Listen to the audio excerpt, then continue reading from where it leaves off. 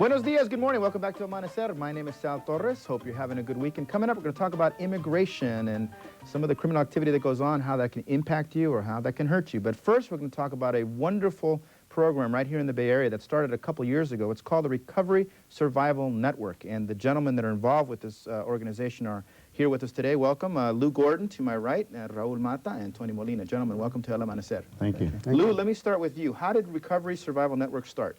Well, about a few years ago, first of all, I was a substance abuser. You know, I come from a musical background with a good family. I wrote a book called The Recovery Survival Guide after I came out of a program myself here in San Francisco, the Walden House. So the wheels started turning, so I decided to try to provide services as an extension after you leave treatment. You have to have some job training, you have to have reintegration into society skills, just to learn how to deal with things on a day-to-day basis without the need to relapse. You know, it's really, really hard. So this was something you felt you could start from, not only for the need, but also because you understood what the need, how the need had to be addressed. It takes one to know one. Exactly. So, I mean, I'm coming from a standpoint of there is no be-all, end-all solution, but all the fine programs that are out here, none of them have fused the two things together that I have.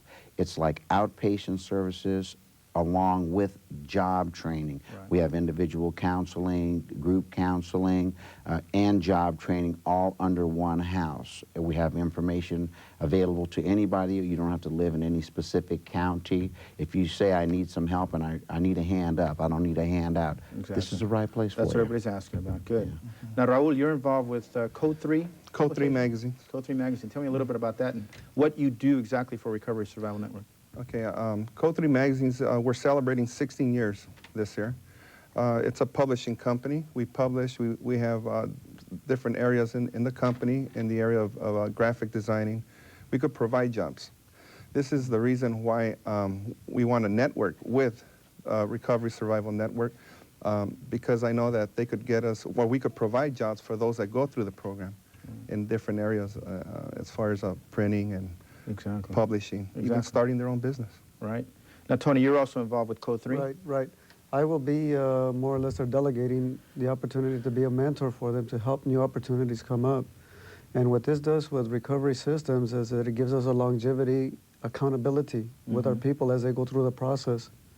Once they come out of the program, they're not left alone because we're constantly with each other and encouraging each other. This way, if we have hope for them and we fulfill that hope, in communication as well as caring for them, we're reaching out to them. Exactly. There's no reason for them to fall back and say, well, nobody cared for me because Lou is there, Raul is there, and I'm there. Exactly, yeah. So there's no way that they can say, here, they left me alone again. Yeah, there's no ammunition. They can come say, hey, nobody cared about me. This is why I'm still going through there. You know, one of the nice things is if we can get a shot of this real quick, this is one of the publications that Code 3 puts out, and it's not one of your chintzy magazines like people might think. It's a really nice, slick piece of publishing here.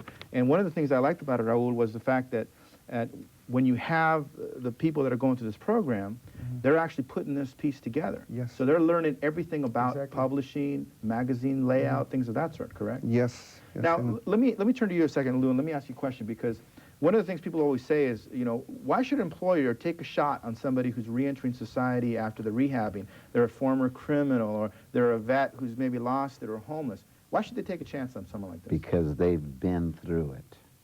And when you're trying to reestablish yourself and reintegrate with society and live independently without the need for welfare anymore, you already know what it's like out there, and it's very cold outside. When you come in out of the rain, you're more prepared to do a more professional job because you have been given a second chance. Once you have that opportunity, you never want to let that go again. It's just like you found your way back in out of the cold. Now that you have the opportunity, any employer that wouldn't want to hire a person that is not going to slip and fall because they have a support system. We have a follow-up agreement with all of the people whom come through our program. Any employer that hires one of our graduates, we have a 2-year follow-up. It's not like, you know, wham, bam, thank you, ma'am. You don't just send them out and say, good luck, see you later. No. Okay. What happens is we have, have a written agreement that the program participant signs, our care manager, the facility manager signs,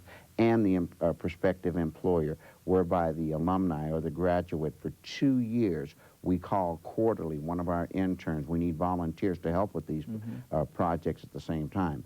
The interns will call and they will say to the employer, how's Bill doing? Is Bill doing really well? Well, Bill's having a little program problem, you know, so then we bring the person back in, give them a little tune-up so they don't lose their jobs, you know, so they stay focused on productivity. And they know someone's looking out for them, too. Oh, So they have a little bit more of an edge now. Yeah. Tony, let me ask you a question now. If somebody is going through this program and they do well and they leave, and then they fall back into the way that got them in the first place. How do you deal with that? I mean, coming from a perspective of somebody goes back and forth. Do you ever give up hope? You can't give up hope because failure is what gives you the reason to succeed. Without failure, you will never understand what pitfalls will come.